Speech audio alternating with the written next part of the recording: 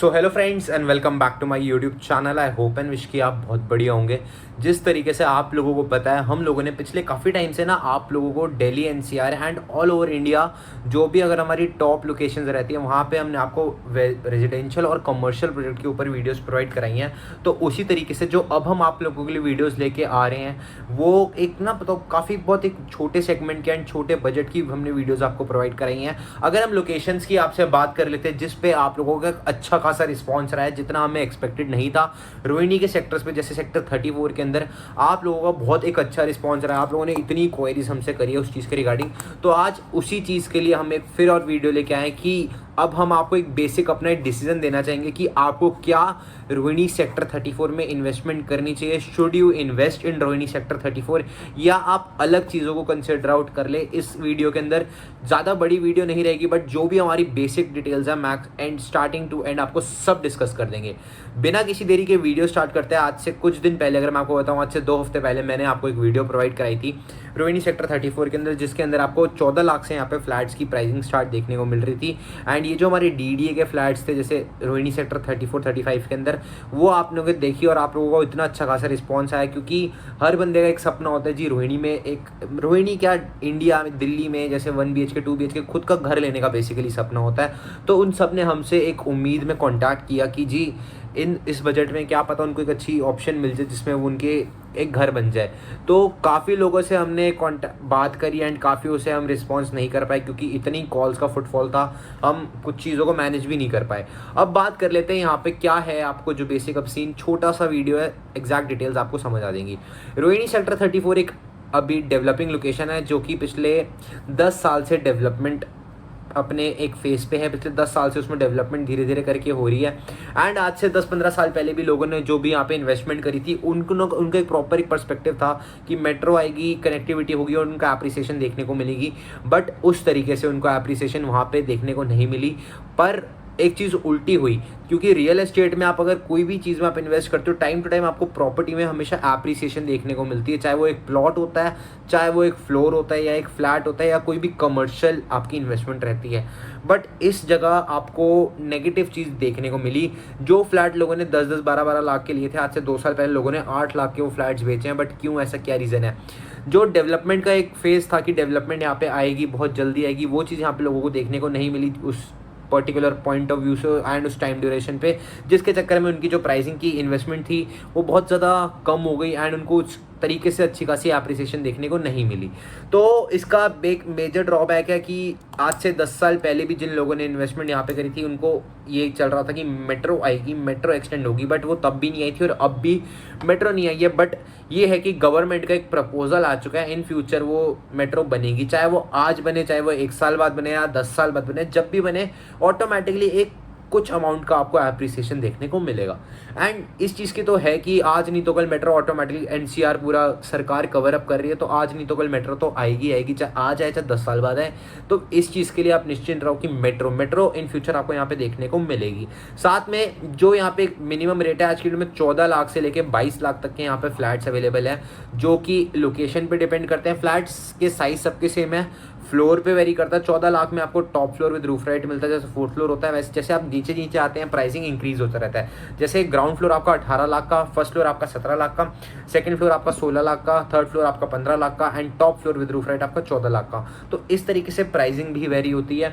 तो लोगों का डिमांड था कि हम कैसे इस चीज़ को मैनेज करें। देखो अभी का क्या है, अगर आप एज अ इन्वेस्टर इन्वेस्ट कर रहे हो तो ऑल ओवर दिल्ली एनसीआर के अंदर बहुत ऑप्शंस ऐसी हैं जिसमें आप इन्वेस्ट कर सकते हो और अपने पैसे को एक बूम कर सकते हो।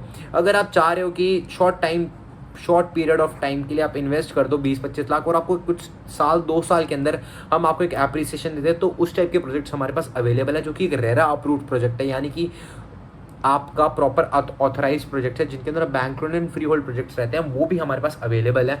और अगर आप एक घर ढूंढ रहे हो बिना इन्वेस्टमेंट के, मतलब आप चाह रहे हो कि कोई एप्रिसिएशन, अगर आप एप्रिसिएशन वाले को मुद्दे को एक साइड रख के अगर आप एक घर खरीदना चाहते हो, छत लेना चाहते हो, तो ऑटोमेटिकली आप यहाँ पे इस रोहिणी सेक्टर 34 की लोकेशन पे अपनी इन्वेस्टमेंट कर सकते हो और अपने पैसे को एक बूम फेस पे लेके जा सकते हो। इस चीज़ में आपका ऑटोमेटिकली ये चीज़ बहुत बेनिफिशियल रहेगी और आपको हेल्प कर सकती है। दूसरे केस में हमारा ये सिनेरियो है, अगर आप इन्वेस्टमेंट पॉइंट ऑफ व्यू से देख रहे हो तो पिछले 10 साल का अगर हम एक ट्रैक रिकॉर्ड उठा के देखें तो लोगों ने एप्रिसिएशन तो नहीं देखी उतनी जितनी लोगों ने इन्वेस्टमेंट करी थी, उल्टा लोगों ने डेप्रिसिएशन में ही भी अपनी प्रॉपर्टीज यहाँ पे बेची है। तो उस पर्सपेक्टिव से अब मैं आपको जो मैंने इतना अगर आप लोगों का रिस्पॉन्स आया तो इस चीज़ पे मैं अगर अपने पर्सनल ओपिनियन आपको देता हूँ तो अभी अगर आप इन्वेस्ट नहीं करते तो आपके लिए चीज़ अच्छी ऑप्शन रहेगी, क्योंकि उसी रेंज में अगर आप 20-25 लाख के बजट में देख रहे हो कुछ एप्रिसिएशन मिल जाए तो बाकी प्रोजेक्ट कंसिडर आउट करो, हम वो आपको उसके लिए गाइडेंस कर देंगे। अगर आप ये चाह रहे हो कि आपको खुद का घर बनाना है, आपको रहना है, तो ऑटोमेटिकली 15-20 लाख में कोई ऐसी आपको जैसे free hold option 1 BHK locations पे नहीं मिलेंगी, तो उस चीज़ के लिए आप डेफिनेटली इस चीज़ को प्रेफर कर सकते हो। रोहिणी सेक्टर 34, 35 इसमें क्या बेनिफिट है, आपको एप्रिसिएशन देखने को मिलेगी। और यार पहली बात तो ये एक ना आज की डेट में ट्रेंड रहता है प्रॉपर्टी के एप्रिसिएशन का, आज नहीं तो कल कुछ ना कुछ तो आपको देखने को मिलेगा ही मिलेगा, क्योंकि लोगों ने आज से 2-2 साल पहले ये फ्लैट जो आज की डेट में 14 लाख के हैं 8-8 लाख के बेचे हैं और ख़रीदे हैं। यानी कि अगर तब 8 लाख का था, 2 साल के अंदर ये आपको 14 लाख का आज की डेट में देखने को मिल रहा, मतलब पिछले 2 साल के इन्वेस्टर्स ने ही कमाया। कुल मिला के रीज़न ये हो गया ना, जो 10 साल पहले जिन लोगों ने अगर इन्वेस्टमेंट भी करी थी उनको तो एप्रिसिएशन वैसे देखने को मिली नहीं, उन्होंने तो अपने डेप्रिसिएशन पे बेचने को मिला। इसलिए ना मौका आता है, आपको एक बार लाइफ में मौका ऐसा ज़रूर मिलेगा अगर आपने कुछ इस टाइप की सौदे में इन्वेस्ट कर दी है कि जब आप एग्जिट करो एकदम छक्का मार के आप उस टाइम एग्जिट इस चीज़ में कर दोगे। तो या तो आप सही टाइम का वेट करो कि अगर आपने इन्वेस्टमेंट कर चुके हो और आप एप्रिसिएशन देखना चाह रहे हो तो आप एक सही टाइम का वेट कर लो, आपको एप्रिसिएशन भी देखने को मिल जाएगी, ठीक है। और दूसरा रीज़न ये खुद का घर बनाना चाहते हो तो मैं इस चीज़ के लिए डेफिनेटली आपको मैं एक सजेशन दूंगा कि आप यहाँ पे इन्वेस्टमेंट कर लो, क्योंकि 15-20 लाख की रेंज में किसी को एक दिल्ली जैसी लोकेशन पे घर देखने को नहीं मिलेगा जो कि फ्री होल्ड हो एंड एक सोसाइटी के अंदर हो, गेटेड प्रॉपर उस टाइप का, तो जो कि एक डेवलपमेंट अपने डेवलपिंग लोकेशन पे हो, तो उस चीज़ के लिए आप डेफिनेटली प्रेफर करो।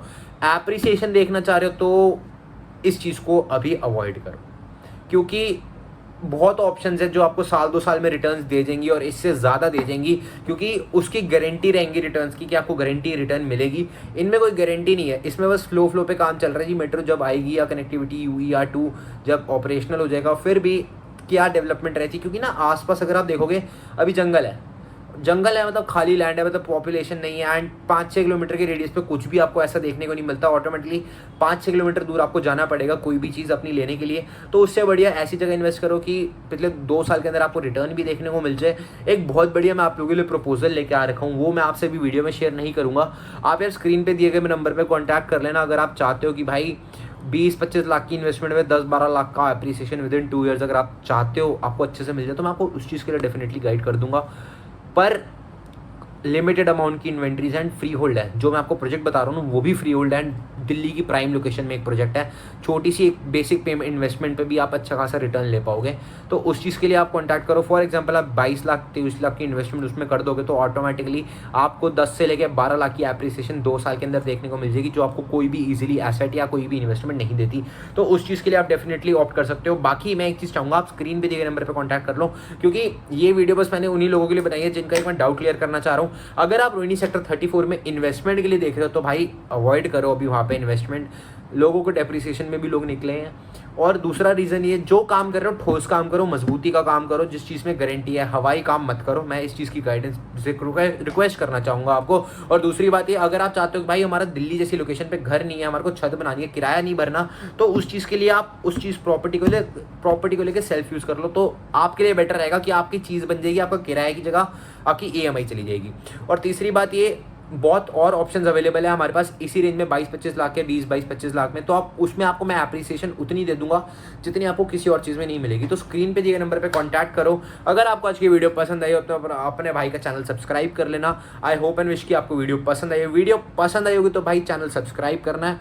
मिलूंगा मैं आप लोगों को ऐसे किसी नई वीडियो में। टिल देन अपना ध्यान रखें, बाकी तो जी सब चंगा एंड रब रखा, ध्यान रखो।